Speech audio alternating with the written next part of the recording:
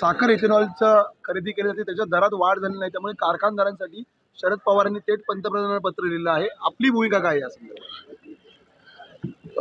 निश्चित FRP मध्ये 4 वेळा वाढ झालेली आहे आणि साखर विक्रीमध्ये जी काही आधारभूत किंमत ठरवली गेलेली आहे प्रति किलो 31 रुपये आणि 31 ची ही 35 रुपये प्रति किलो साखरेचा आधारभूत भाव ठरवणं अत्यंत गरजेचं आहे.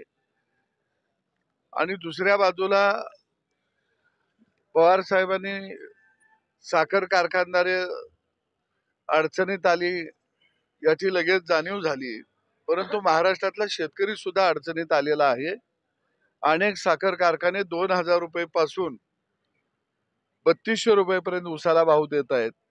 पवार साहेबांच्या एरियामध्ये बारामतीला मात्र सोमेश्वर सहकारी साखर कारखाना आहे, ते मात्र 3600 रुपये भाव देत आहे. आणि त्याच्यापेक्षा जास्त रिकव्हरी असणारे महाराष्ट्रातले साखर कारखाने हे शेतकऱ्याला 2000 पासून भाव द्यायला सुरू करत आहेत.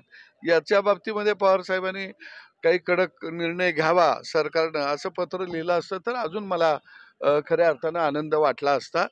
आणि दुसरं त्यामध्ये पवार साहेबांनी घातलं पाहिजे होतं की साखर कारखानदारीमध्ये आता स्पर्धा येणं अत्यंत गरजेचं आहे. 2 साखर कारखान्यांच्या मधलं हवाई अंतर जे 20 किलोमीटरचं आहे ते काढून टाकण्यात यावं असं जर केंद्राला पत्र लिहिलं असतं तर निश्चितपणानं मला वाटलं असतं की पवार साहेबांना देशातल्या आणि महाराष्ट्रातल्या शेतकऱ्यांची काळजी आहे.